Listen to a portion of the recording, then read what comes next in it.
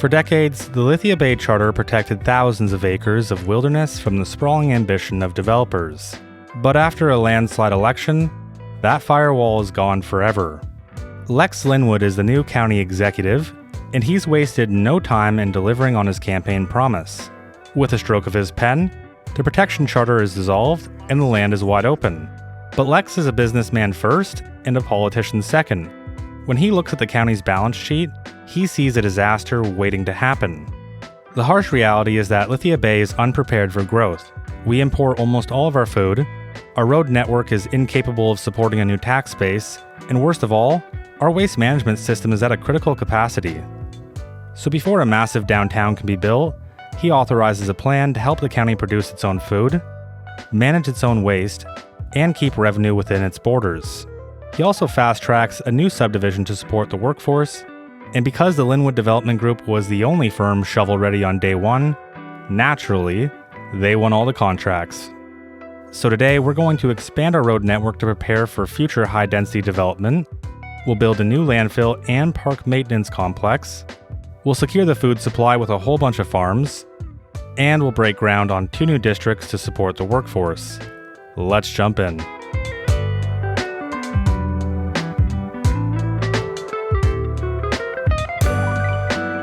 To get started with our biggest development ever, we're going to need money, and a whole lot of it.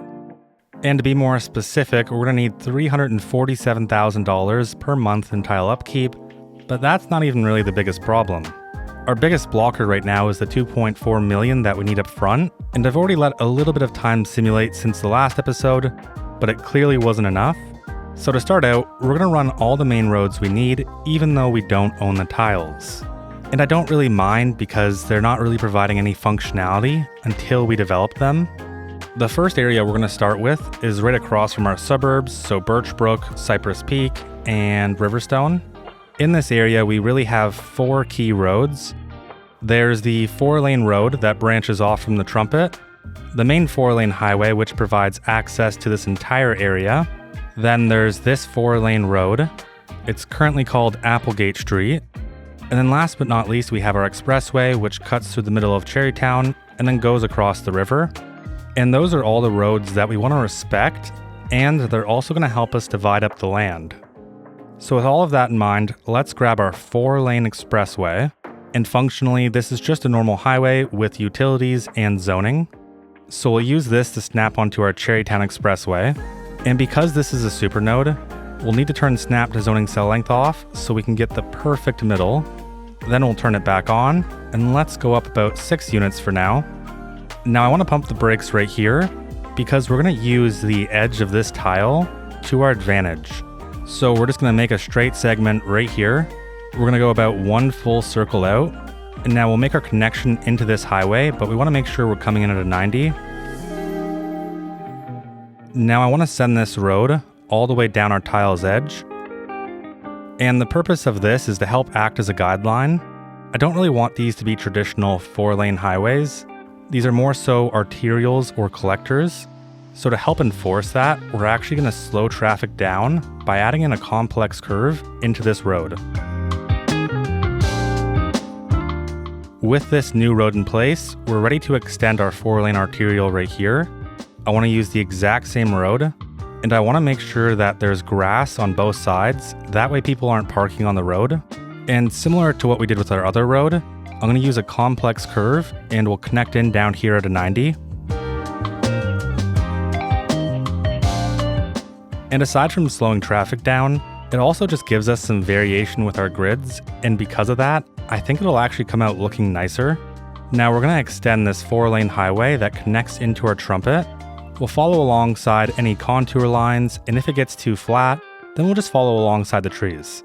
And the goal is to connect somewhere around here.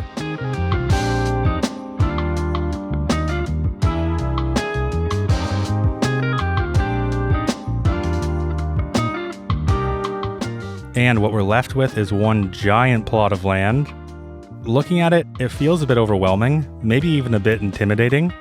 So again, we're going to break this up into chunks. Typically, I would just start with a contour line and work my way from there, but this area is actually pretty flat. So like we did last time, I'm going to use our tile boundary right by our forestry area to help us define where the next road will go. The only challenge that I'm facing is where do we connect this road into? And the best place that I can think of right now would be this 2-lane road by Riverstone. So instead of overthinking this, that's where I'm going to connect it into. And we could just use the normal 4-lane 2-way highway, but I want a bit of diversity, a bit of variation. So let's grab our 2-lane road. We'll place it down, and then we're going to open up Road Builder. We'll drop down the lane width to 3 meters, and we're also going to drop down the shoulder to 1 meter. And my naming scheme is really getting confusing, and I'm only going to make that worse by calling this a Rural Express Highway. Now let's delete this. We'll grab our Rural Express 1-way highway. We'll toggle the parallel mode, and I want the width to be as small as it can be, and it seems like 0.25 units gets us in a perfect place, and I just want to get this as close to the tile's edge as I possibly can. And now I want to make one more straight segment alongside this edge. Now let's curve these roads into each other. And then we're going to need to create a connection into our 4-lane highway. And because these are 2 separate roads, we're going to have to create a supernode, otherwise they won't share the same junction.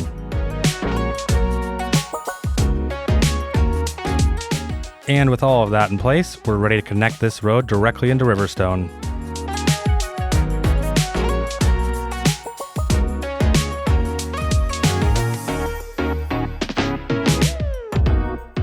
I can really feel everything starting to shape up now.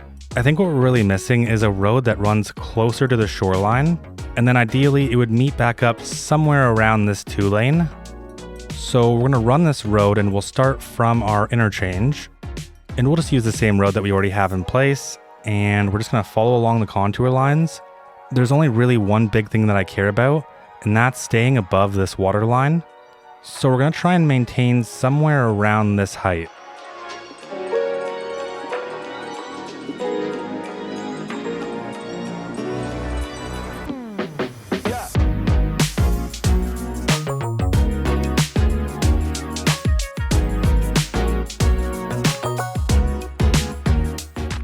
Having all of this in place makes it much easier to see where the next road is going to be. So we're going to continue our 4-lane expressway, and we're going to connect somewhere into our shoreline road, but we will swap down to a 4-lane 2-way highway.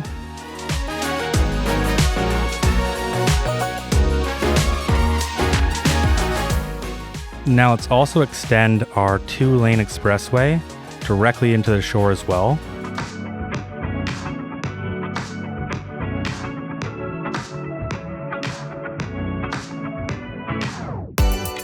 Now we have a pretty solid network, but I think we're still missing a few key connections.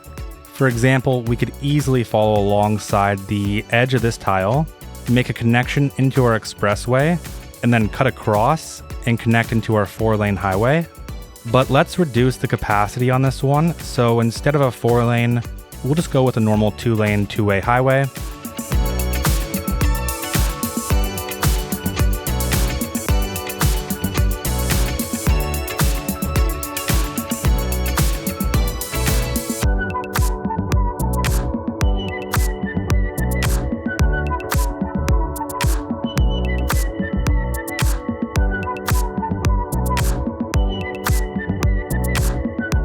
And this area is looking much more manageable now. Actually, now that we have all these roads in, it really makes me want to relocate our waste collection center, because I could see having a small little section for city services right here. But now that I think about it a little bit further, the amount of development that's going to occur in these areas is going to be insane. Anything less than placing a landfill and a recycling center in here is going to be a disservice. So we'll shelf that for the time being. But I actually want to add in a reminder to myself to do that. So let's temporarily assign everything within this radius to be city services. While we're at it, let's also assign this extra chunk of land to be industrial. And then I noticed I forgot to fix the forestry districts. And there we go. Now everything can actually be serviced by the fire station. I'm sure there's an alternate timeline where there's a bunch of forest fires happening here, and I'm wondering why the fire station isn't dealing with it. Now for the time being, we're done with running all of our highways, and that's because I want the grid to help dictate how some of these areas are going to shape up. But I do know that I'll want the waste collection center to be somewhere in this vicinity. Honestly, the best thing to do is just see if we have enough for a landfill. And of course we do, because they're super cheap. So I want the landfill surface to hug the back of this road. And that's because I want to keep it as far away from Riverstone as possible. Which means we're going to need a frontage road. And we're going to connect that frontage road from our 2-lane highway into our expressway. Now the landfill has a ground, air, and noise pollution of medium, so let's actually quickly check where the air is blowing, and thankfully it's blowing up there. This would probably be the last area that we'd ever develop anyways, so let's get this placed in, and we're going to have a bit of setback. And now we'll get everything connected with an alleyway.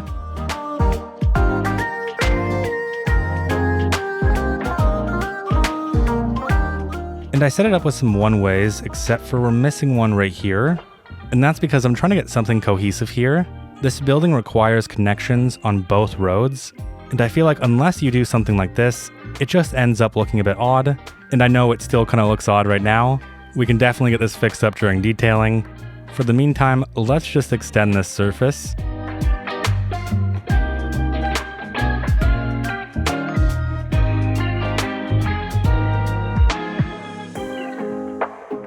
You might think all of that extra surface work is just a bit over the top, but I feel like when you pull it kind of randomly in just different directions, it gets rid of that boxy feel. It adds a bit of depth, and to me, it just feels a bit more realistic.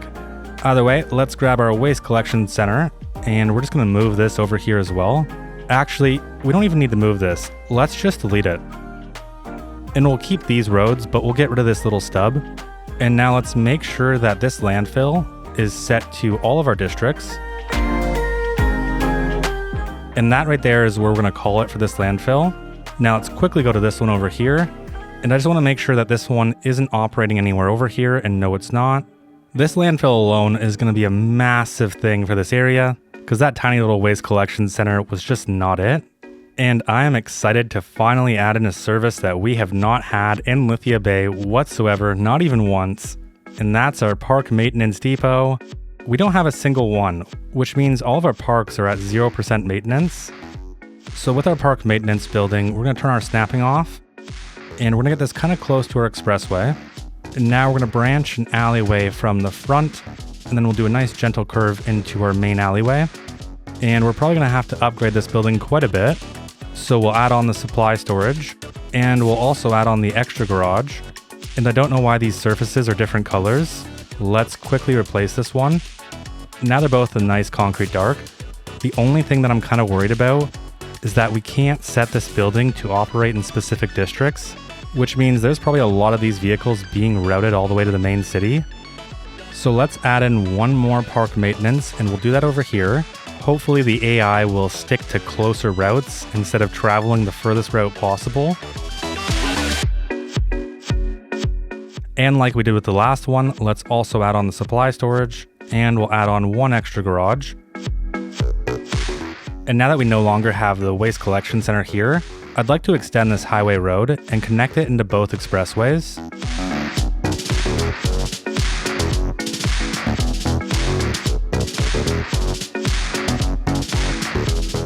I want to swap gears for a second, and let's create some farms. Because looking at our production tab, we have a clear deficit in livestock, and that's easy enough to solve.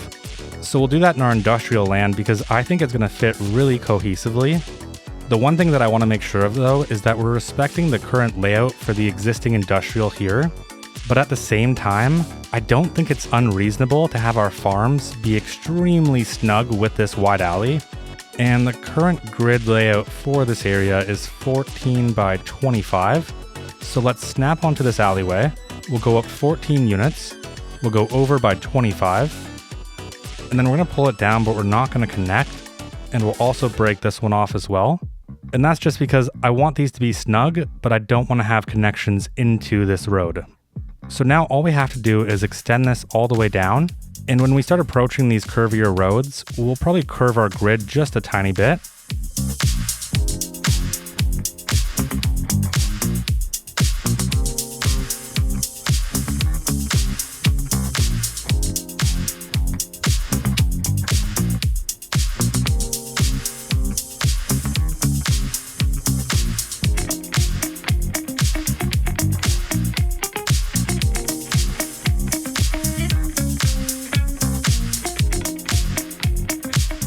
Now there's our rough layout for our farm.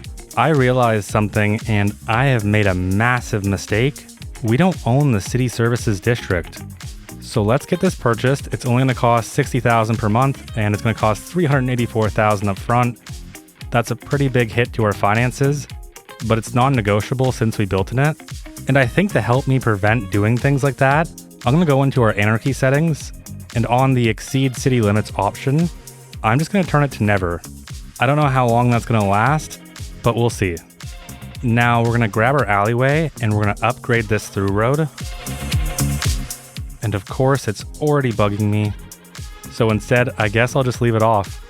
Now we're gonna place a whole bunch of farms in here, and looking at our natural resources, it seems like we can really only get grain or vegetable down here, and the rest will just be livestock.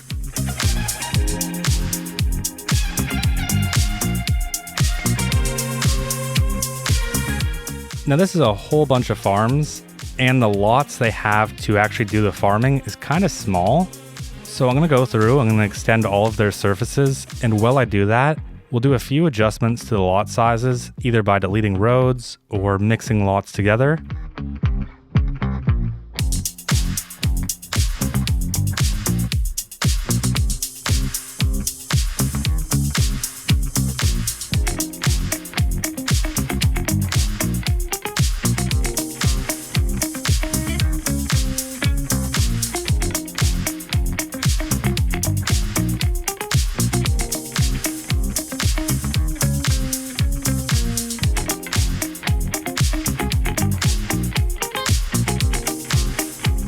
Two things of note. We didn't expand the surface all the way to the expressway because we want to maintain the right-of-way. And then secondly, I didn't add in farms everywhere because I genuinely do not like the sub-buildings. I do not like the textures. They kind of drive me crazy. And that's usually one reason why I'll keep farms fairly small instead of expanding them really big, is because the bigger they are, the more sub-buildings they get. Before I leave this area though, I do want to replace all of the textures. And so we're going to use these amazing farm textures, and I'm going to drop a bit of realism here. The only thing I care about when placing these textures in is making it look nice.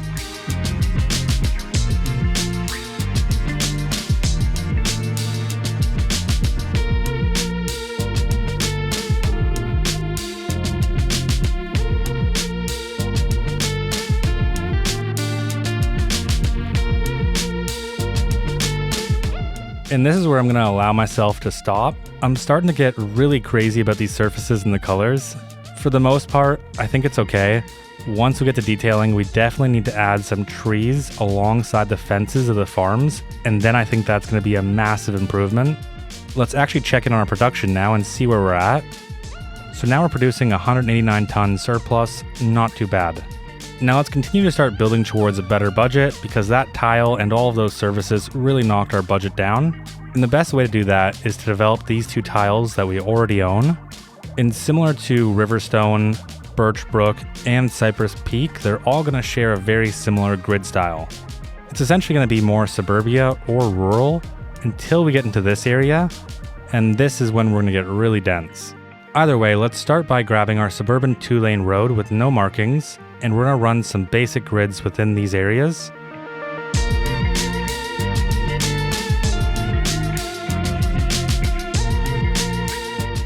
Now Overbrook is essentially going to function as our collector, and Applegate Street will essentially function as our arterial, which means we want to reduce the amount of connections on Applegate Street and focus most of them on Overbrook Street. So now let's get to work on building out our local roads, and this is where we'll place most of our zoning on.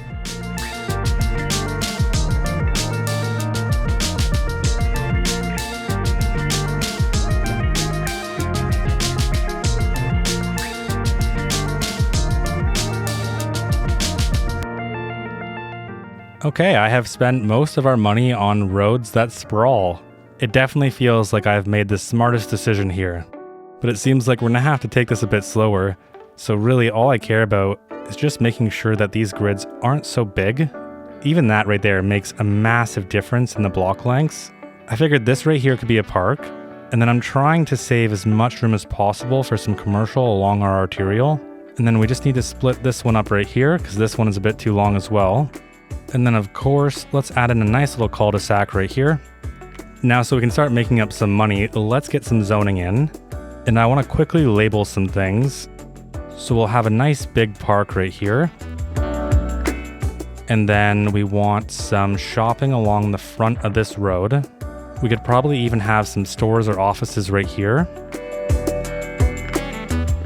And then we're gonna need one more park area, and let's have that right here, right on this road. I feel like it's a pretty good road to have a park. And that's mostly just because we have this noisy highway right here, so a bit of separation would do it good. For the zoning, of course, we're gonna have to use platter, and we're just gonna mix as much of these as we can.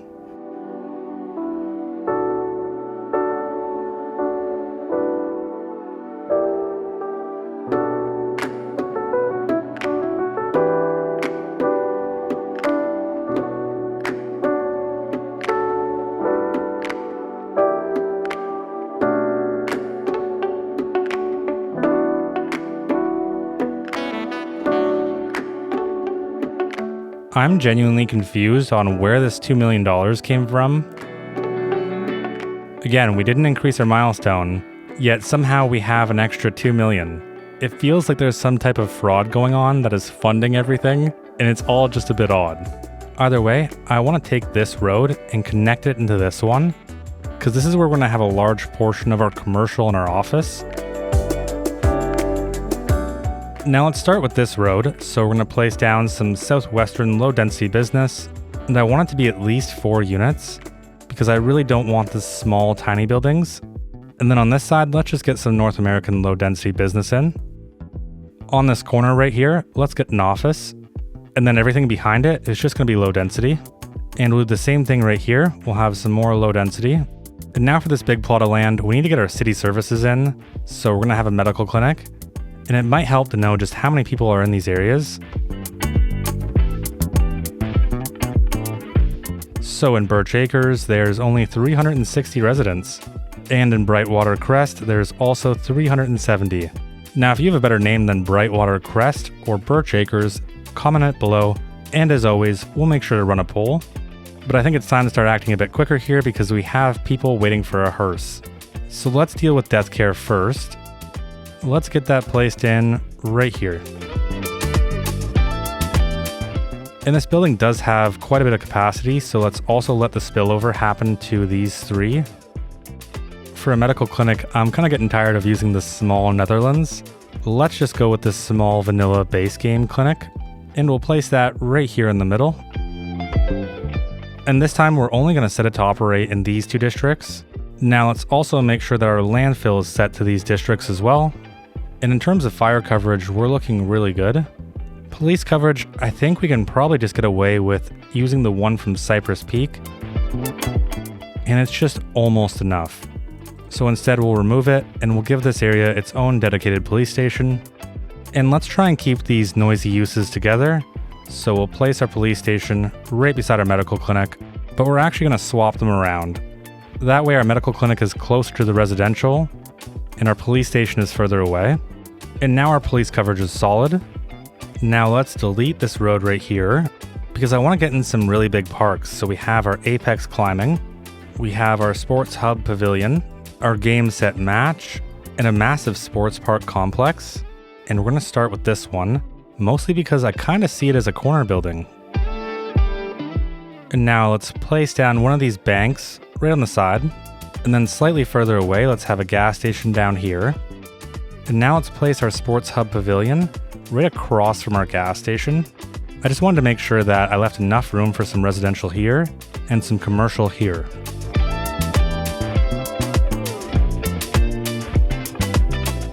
And then alongside Camellia and Bedford Street, we're also just going to have a bit more commercial. And I didn't really get what I wanted with these 3 buildings. So let's try again. We will keep one of them.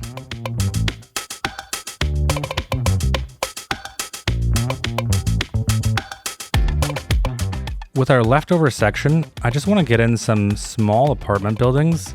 So we'll use the Cedar Residence. And I just want to squeeze these in the middle. And doing that unlocked us some condos. Now we'll just connect all of this up with an alleyway. And the rest of this road is just going to have low density residential.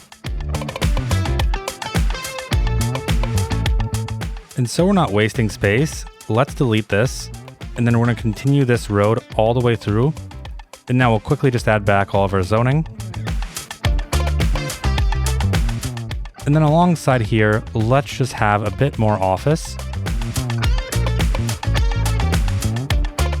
And there's only one more plot that needs to be developed. So let's grab our perpendicular parking alley, and we're going to run this directly in the middle. And we'll have a small little office park here. And behind our office park, we will have some more low density.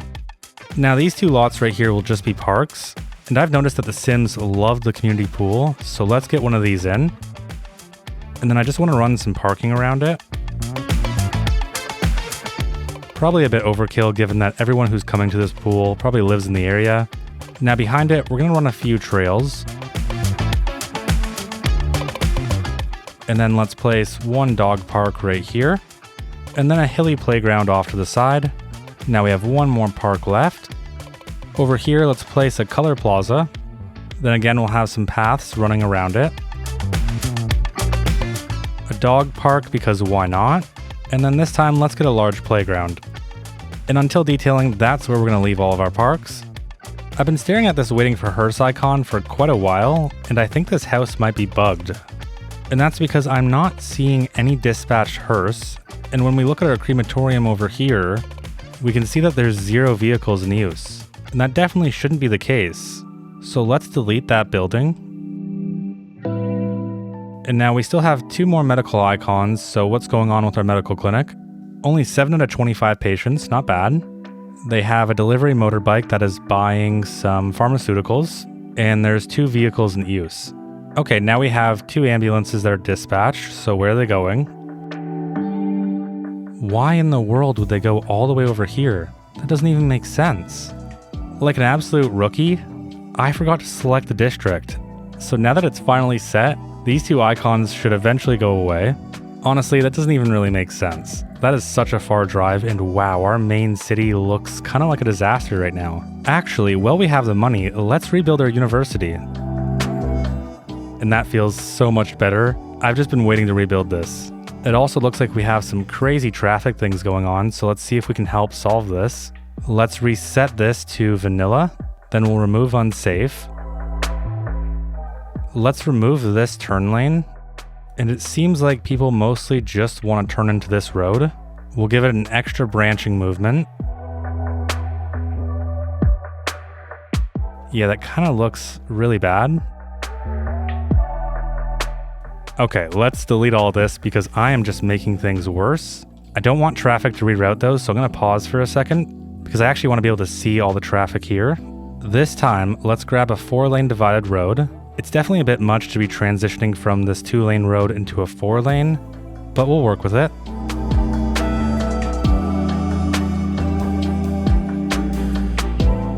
Let's grab a 5-lane asymmetric. First, we're going to break the node right here, and then we're going to upgrade so that the extra lane is given to this side. That seemed to clear up any problems we were having on this side. Now we're mostly just having problems on this side, and wow, it's backed up pretty far. It's definitely starting to clear up down here now. I think really what this is a bunch of bottlenecks happening all at once. One of those bottlenecks is right here. So let's give this road the same treatment. We'll make this a 5-lane asymmetric. We're going to reset this to vanilla, and then we're going to remove unsafe. We'll upgrade on this side, that way there's a turning lane into this road. And we'll do the same thing on this side.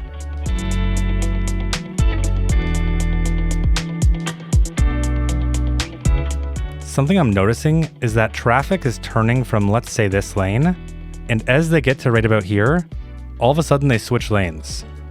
It makes no sense. I don't really think this is going to have an impact, but let's try and stretch these nodes back a bit. So we'll make everything just a bit more free-flowing. Let's give it a little bit more time to queue. So we'll upgrade this section to a 5-lane asymmetric as well. And we're also going to cut off this alleyway access. Now I just want to double check to make sure that this alleyway has good access, and it's okay. I wouldn't say it's amazing. For the amount of homes on this block, I think I'd probably want it to be split, but I'm going to ignore it for now. We're still backing up, and I don't know if I've made it better or worse. Oh wow, I think that's gotten much worse. In fact, it's backing up all the way down here. And is that just because everyone wants to turn at this specific spot? So let's upgrade this to a 3-lane and we'll give a bit more room. Alright, I don't want to get too wrapped up in dealing with traffic. This is something that we'll come back and fix in the near future, especially since we've done quite a bit today. So this is where I think we need to slow down, focus on making it all look nice and integrated. So for these two districts, we're going to fix up our parks, make them look more friendly, add a bunch of trees in between the houses, really clean up all of our commercial because right now it looks like one big mess. And then in our farm area, we're going to add a bunch of trees in between the fences of all the farms. I think that alone will make this area look a million times better. And then of course we have our city services. So right now I am staring at the ugliest landfill ever. I want to hide this as much as I can, but I also want to make it look worse. Now let's jump into detailing.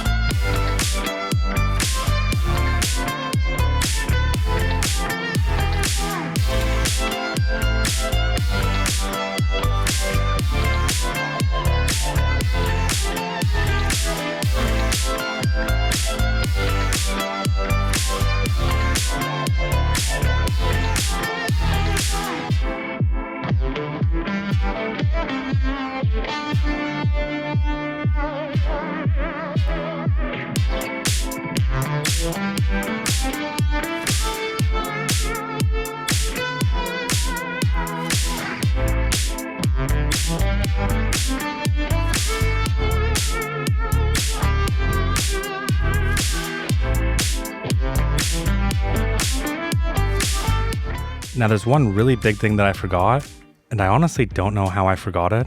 These two districts don't have a school. So let's assign our high school to both of these areas. And same thing with our elementary school. The capacity for both of these schools is so high, and the distance isn't really that far. So I don't think it's totally unreasonable, unless you're one of these people who live in this cul-de-sac. And then over in our forestry area, let's add a fire watch tower. And I kind of like the idea of one being in our storage area, and then let's have another one by our barracks, which is kind of perfect because it's right beside our fire station. Big thank you to this comment for reminding me. And now for naming, the winner of Birchbrook was Brookbanks, and then for Cypress Peak, it was Oak Ridge. So there's our two new names, and we still need two more. Big thank you to everyone who keeps giving name suggestions, I really do appreciate it. Let's jump into a quick before and after.